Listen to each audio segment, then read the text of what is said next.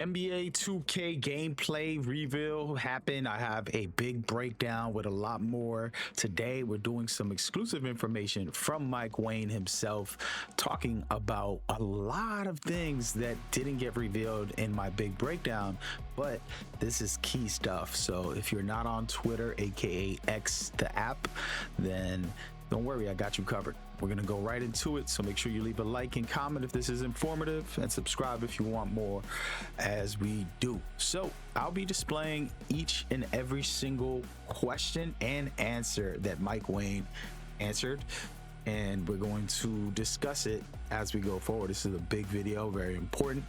First one is the biggest one and the topic from 2K25, RNG. So the person asks, will there be RNG in shooting, basically? And Mike Wang said, no, there will be no RNG in shooting. There has always been some element of RNG in every past version of NBA 2K, including 2K24.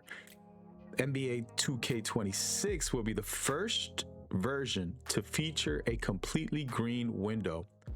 On pro and lower difficulties, you can still make whites, but otherwise it's green or miss. This is me. I'm not going to really be doing personal commentary on each of these, but I wanted to point this one out as one of the ones that is a dream come true for me. And I'm so excited to finally have this. It's necessary. It just makes the game so that you get in and you play and your input matters. All right.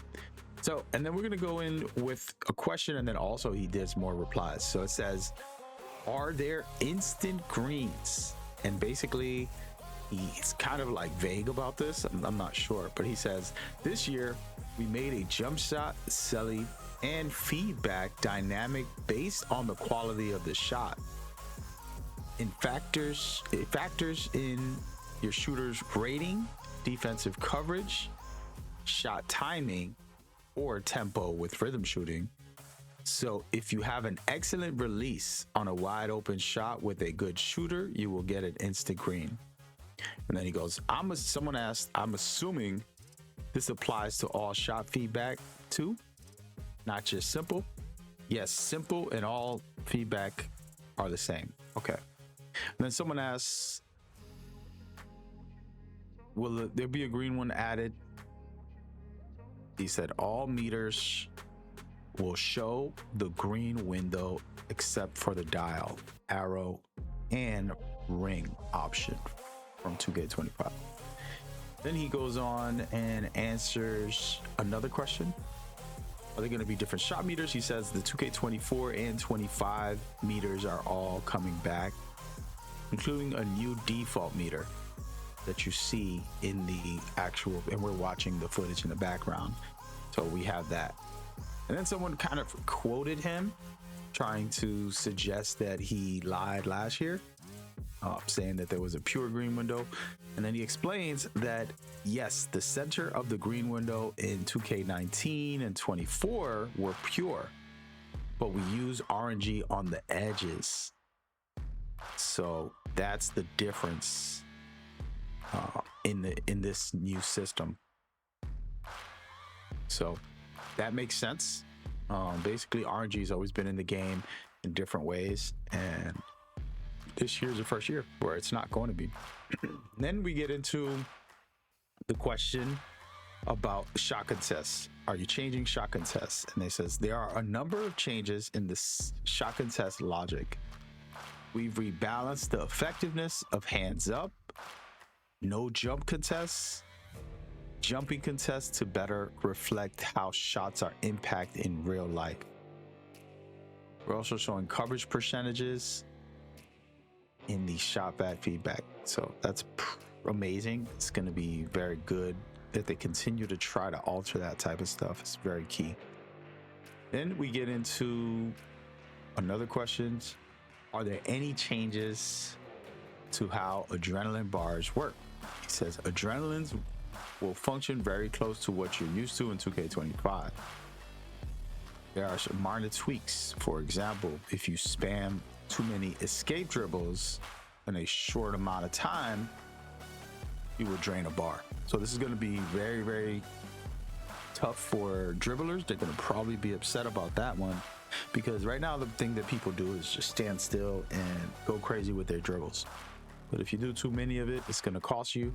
And I could see that being a good thing in a way. It's complicated. I have a certain relationship about dribbling, so we'll see. Is there still high and low risk settings? He said no. Shots and layup timing risk reward setting has been removed. Thank you, Mike Wayne. This is important to me. The competitive integrity needs to come back, so this is good. And then it says everyone will play on the same playing field in 2K26. This is like the greatest thing in history. I cannot even begin to tell you guys. Just for him to say that out loud, everybody has the same playing field. Thank God. All right, so then he gets into how do height and attribute restrictions work for the custom layups. And he basically just states that custom layups will determined by, you know, your layup, your attributes and stuff. So you have to be able to activate that specific layup package in the game, and then from there you can customize it. If you don't know what I'm talking about, there's a new custom layups where you're able to switch like a hop step and all that good stuff. So yeah. And then he answers the L2 conversation and basically says, we made the ball extremely vulnerable to steal when posting up from far away from the rim to mitigate the L2Gs. So basically L2ing has been exploited a lot this year, and hopefully that works. I think there could be other ways, but that's one way. And they say, can you use quick protect even when a defender reaches on you? Does it use adrenaline? You can use quick protect at any time, even if no one is there. And it does not consume adrenaline. This is a great feature. Personally, I've been talking about that for a while, having something to kind of nudge off a defender. So that's good. And so someone asked about loose balls. And Mike Wayne says, ball handlers will be stunned for a moment if they get the ball poked away from them. And bigs will play a slight stumble if they're heavily contested, blocked under the rim, to give the defender an edge in recovering 50-50 balls. So basically they want to, make it fair for defenders to get the ball as well. The dunk meter green window will adjust dynamically like layups. So as you know, when you're getting contested and things like that, it's very important to have in the game. And the L2 dexing, he addresses it. He says they basically reduced unrealistic motion and cuts that can result into dexing. Attempting to dexing to cut back and forth repeatedly will consume adrenaline. I don't know how I feel about this, because if you're an off-ball player, you're not exploiting the game. There's a certain amount of like, come on, bro, like let me do me, because you want some good off balls, good cuts to the basket, all that, wraps, everything. But anyway, we'll see how that plays out. Then he talks about, can anyone do a quick catch and shoot, or does it have to be met with a certain requirement? Anyone can form the quick catch and shoot mechanic. There's no restrictions. That's great. I like that. And then he says, can you use it in different ways? Someone's asking, can you use the catch and shoot in different ways? He says, no, just for standstills, which is perfectly fine. That's a good add-on feature where you're able to quick catch, quick shoot. Yeah. Any changes to dunking? He says, yes, holding turbo and the pro stick down is how you meter dunk in 2K26. This will also encourage more flashy dunks, but you can also get flashy dunks on the shot button if you're wide open and no one's trailing. The dunk meter logic has changed a lot, and you'll notice a much bigger green window on open dunks, both standing and driving. Now, this is important. We'll see how this functions. I think, you know, if you're open, you're open. It's not that hard. So, but making it challenging during contests is what matters, the balance. All right, so we got our boy. Shout out to the post god, he calls himself. He said, only advantage of rhythm shooting would have ability to speed up the shot. So he's basically saying that rhythm shooting won't have a boost, but I don't think that's true. I mean, they had one last year, and I think they haven't confirmed if that's not going to be there. But what he says is it's also helpful for bad internet and latency. Now, the question that I want to kind of see here. Oh wait, this is something we'll touch on in a second. All right. So actually, we gotta go deeper into this one, folks. There's a lot going on. Mike Wayne doesn't answer fully, but let's go. It says, how does rhythm shooting and button shooting compare? Last year it was $2, by the way. Mike Wayne says the goal was to make both rhythm and button shooting viable options with neither having the advantage over the other. That wasn't true because last year they did, but they are very different mechanics, so it's not really possible to directly compare them. Some will be much better with the button, and then others will be better with the stick.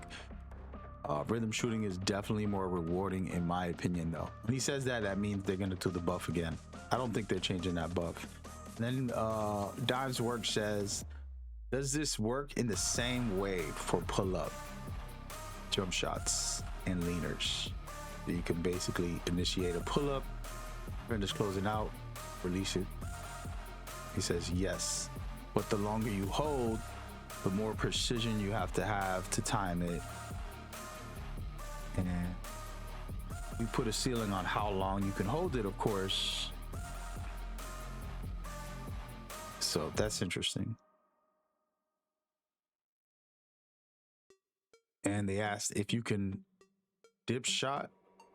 no dip shot with rhythm shooting, and they said yes. Basically, you do it with both the button and more. I feel like there was way more answers that he did, but maybe I'm missing something here, guys. We went through a lot of them, but really good stuff so far. Someone asked him to explain the rhythm shooting early and late system, and this is actually a good thing to conversate here. And he basically explains that rhythm shooting is basically all about mastering your shot's unique tempo. So there's still an ideal timing point for when you push the stick, but you don't have to green the timing to make the shot. However, the better you time and release, the more wiggle room you have to match the tempo. All right, so I'm trying to understand that and digest that. Okay, so there's going to be a green window, but your shot has a unique setup. So learning that is going to be key. And then you have a flexible window within there. That's what they're saying. Then it also goes on to say the timing of the right stick move and the speed of the stick throw will also affect the animation played out. Interesting. So if you start to push early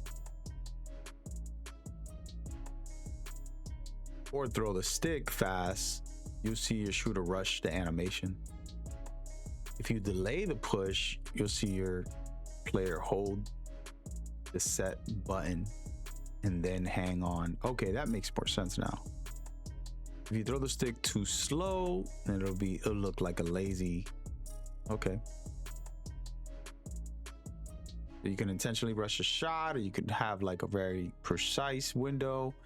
This is very interesting. But we'll see how that plays out. I like this feature in the sense of we need basketball when we're shooting to feel like that, like, you know, like, wow, I let it go early. And then if you can learn to time it early, it's going to release a little early. So I think that's great. Those are the questions for today.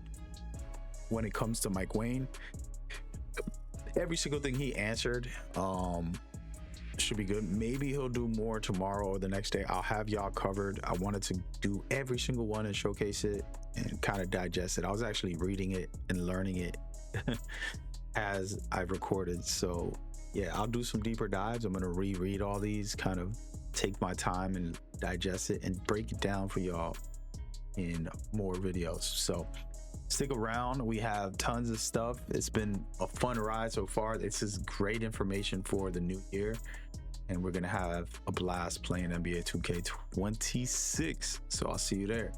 All right, make sure you subscribe and all that good stuff. All right, yo, the next video, man, I talk about the animations. I'm loving that, and I break down a bunch of other stuff. The videos should be popping up on screen now. All right, catch you. Peace.